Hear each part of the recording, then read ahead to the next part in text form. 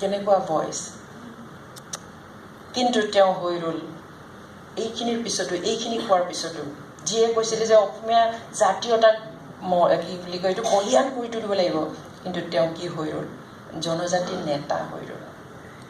Tribal leader হৈ থাকিল সেইকাৰণে গোপীনাথ বৰদলৈদেৱে ক'বলৈ বাধ্য হৈছিল তেওঁ নিজে এজন ট্ৰাইবেল হৈ পিছপৰা জাতিসকলক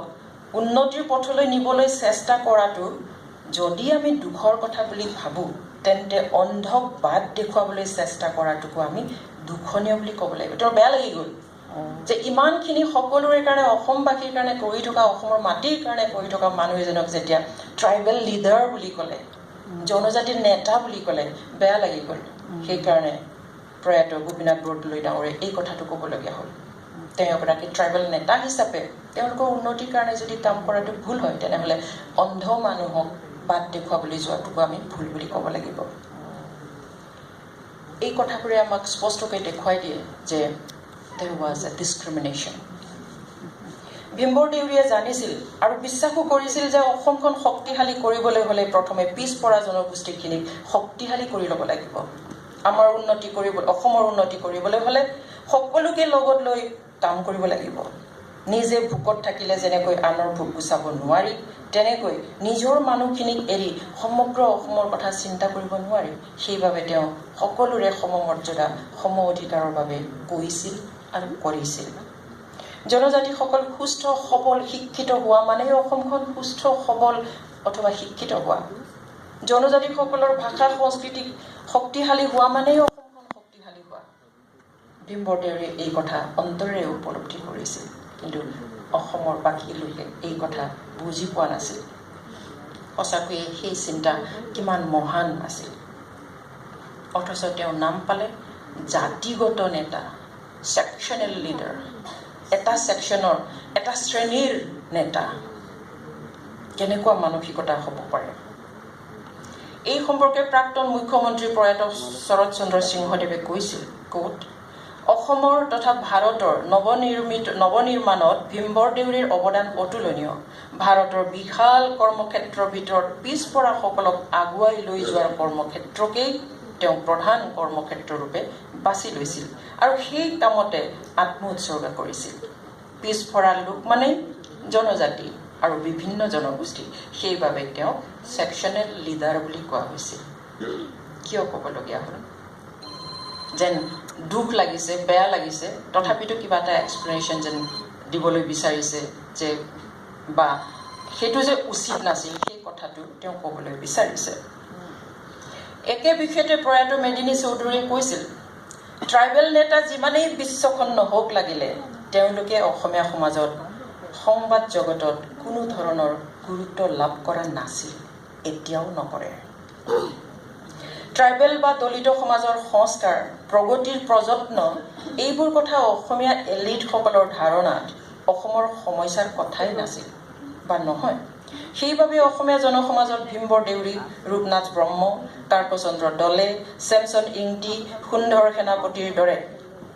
লোকসকলৰ প্ৰতি অসমীয়া সাহিত্যিক বুদ্ধিজীৱী গৱেষক সাংবাদিক কোনেও কোনো ধৰণৰ কৌতুহল প্ৰকাশ কৰা নাছিল জানিব খোজা নাছিল ওচৰত যাব খোজা নাছিল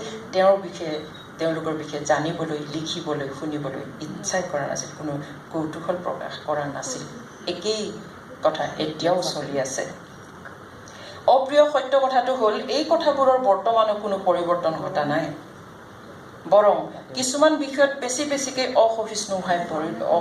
হোৱাহে পৰিলক্ষিত হয় জনজাতীয় লোকৰ প্ৰতি আৰু তেওঁলোকৰ অধিকাৰসমূহৰ প্ৰতি কৰা বৈষম্যৰ কথা সাংবাদিক অদীপ ফুকনৰ লেখনিৰ উদ্ধৃতি দিবলৈ ইচ্ছা কৰিলোঁ কাৰণ কিছুমান কথা আমি ক'লে আমাৰ দায় লাগে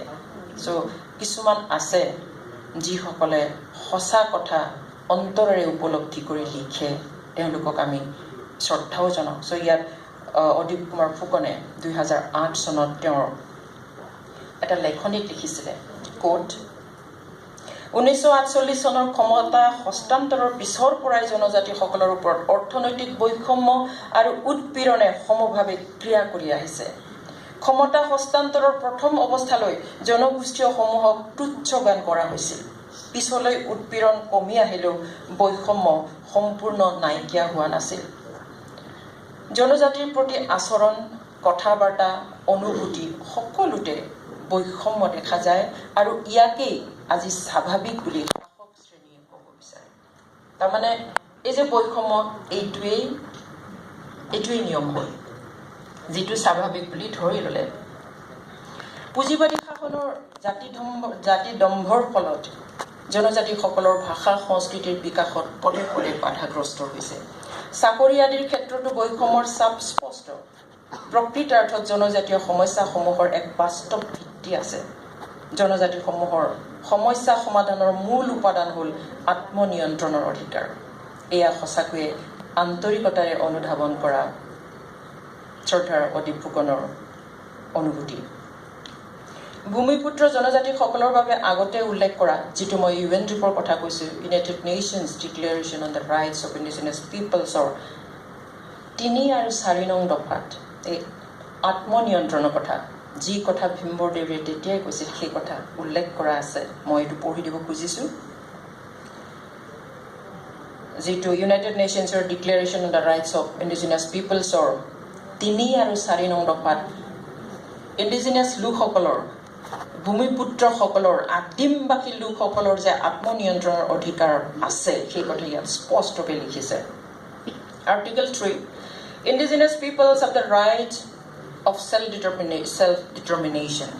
By virtue of that right, they freely determine their political status and freely pursue their economic, social, and cultural development. So, each and every indigenous community has got the right to self-determination. And Article 4,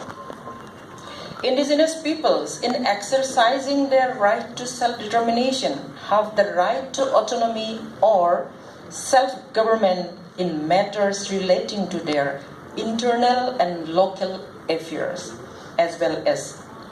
ways and means for financing their autonomous functions. কিমান সুন্দৰ অধিকাৰ আছে আমাৰ বাবে জনজাতিসকলক যে বৈষম্য কৰিয়ে থাকে পিছপৰা জাতিসকলক যে বৈষম্য কৰিয়ে থাকে এই বৈষম্যৰ ক্ষেত্ৰতো এই যিটো অধিকাৰৰ সনদ